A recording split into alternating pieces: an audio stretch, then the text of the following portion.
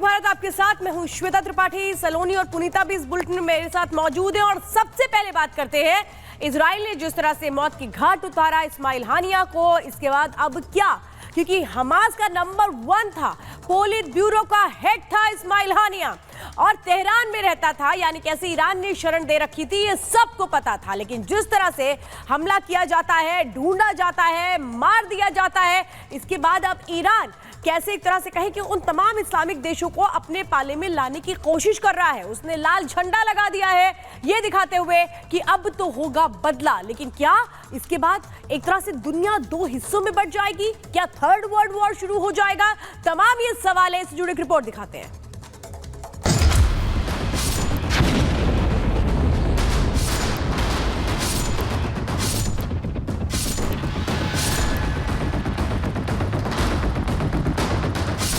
इस्माइल हानिया Hamas का chief, जो polit bureau का हेड था और नंबर 1 की हैसियत रखता था, उसे इजराइल ने 297 दिन बाद घेर कर आतंकी हमले का बदला ले लिया।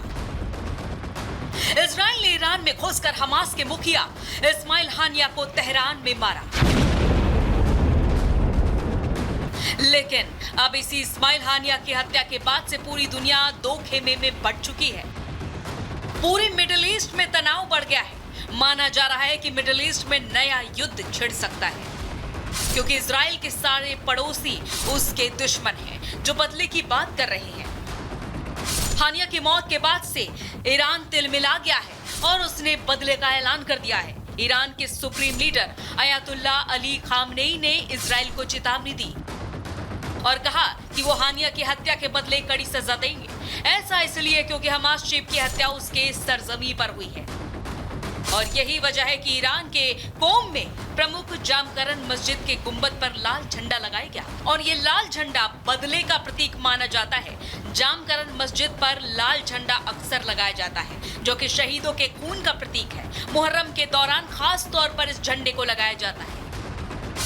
अब जब इजराइल ने ईरान में घुसकर दुश्मन का खात्मा कर दिया है, तो इसको लेकर दुनिया भर के देशों की अलग अलग प्रतिक्रिया भी सामने आ रही है। जहां एक तरफ अमेरिका, ब्रिटेन और ऑस्ट्रेलिया जैसे देश इजराइल का साथ दे रहे हैं, तो चीन और रूस जैसे देश विरोध जता रहे हैं। कुल मिलाकर महायुद्ध का अलार्म बज चुका है।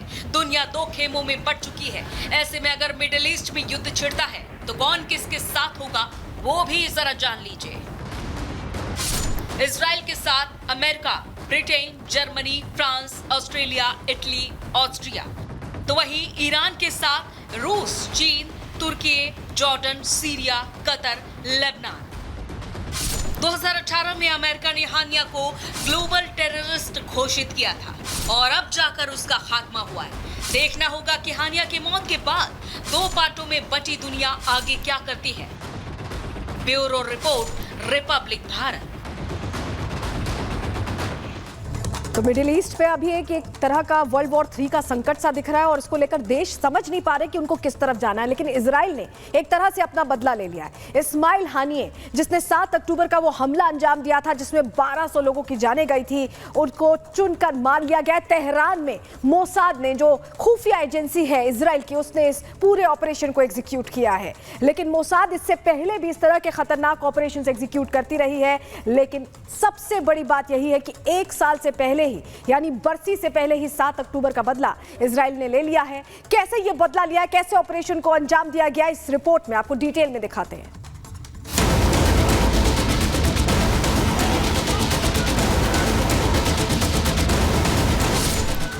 7 अक्टूबर 2023 ये वो तारीख थी जब हमास के आतंकियों ने लक्ष्मण रेखा को पार कर इजराइल में नरसंहार करते हुए रक्तपात मचाया था।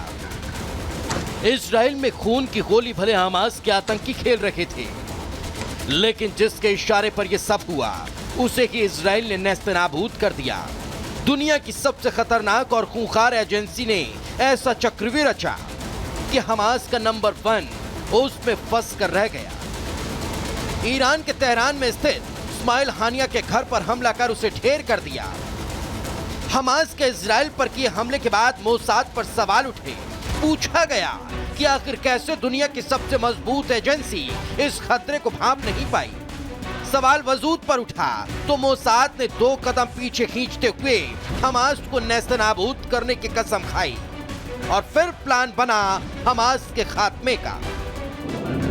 इजराइल की 3 खुफिया एजेंसी है, अमन, शिनबे और मोसाद, जिसमें मोसाद की 2 काउंटर टेररिज्म यूनिट है, मोसादा और किडोन, जिन्होंने ऑपरेशन को गुप्त कर काम किया।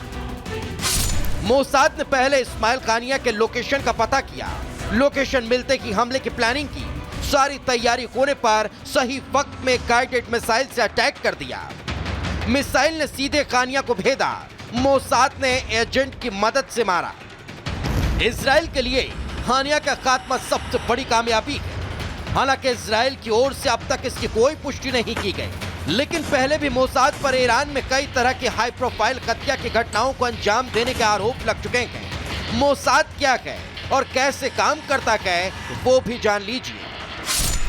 13 दिसंबर 1949 में गठन हुआ। इजराइल के तेल अवीव में हेडक्वार्टर।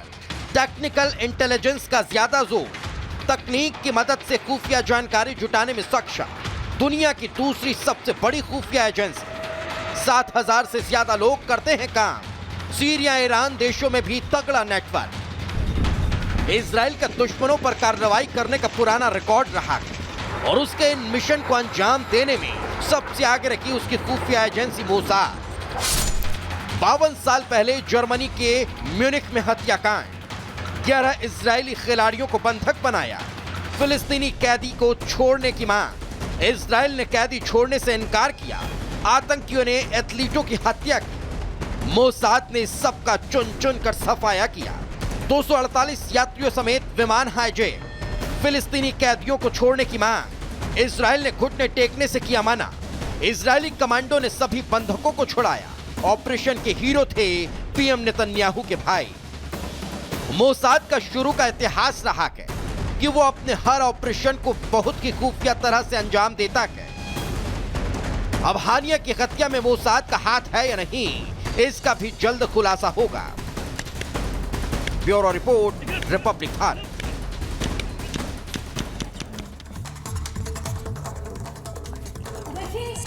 तब से हमास के चीफ का खात्मा कर दिया गया है, इसके बाद से ही अब ईरान के अंदर बदली की ज्वाला जो है वो देखने को मिल रही है। उसे लेकर अब प्लानिंग भी तैयार की जा रही है, किस तरीके से अब आगे जो है वॉर को, क्योंकि अब ये कहा जा रहा है कि इसका असर जो है मिडिल ईस्ट के देशों में भी देखने को मिल सकता है। तो देखिए, खामनेई का अटैक आदेश है। क्या आदेश है? ईरान के सुप्रीम लीडर खामनेई की सुरक्षा पर एक बैठक भी हुई है और इस बैठक में रणनीति तैयार की गई है। कमांडर को इजराइल पर हमले का आदेश दे दिया गया है। इसके अलावा ये दावा एक